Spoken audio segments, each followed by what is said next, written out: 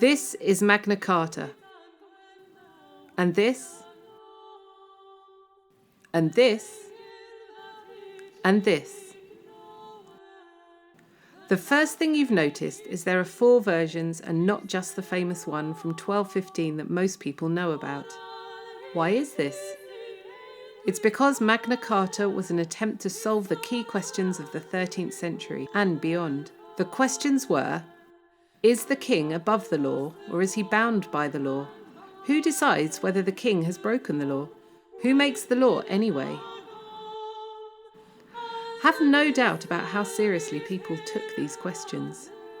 Kings and barons were prepared to go to war over them.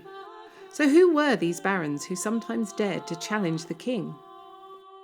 In medieval England, land gave people wealth and power. Those who owned the most land were known as barons. These also included important churchmen like bishops. Usually, the relationship between the king and the barons worked well.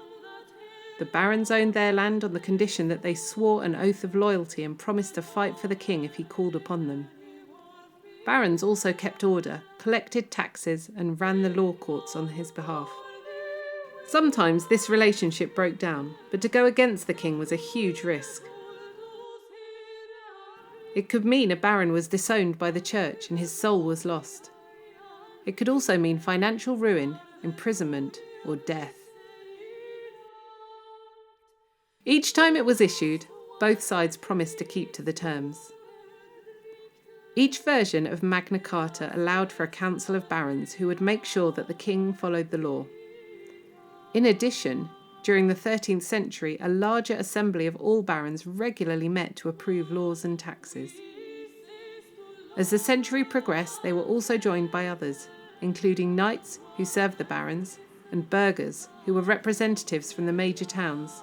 By the end of the century, these representatives were being elected.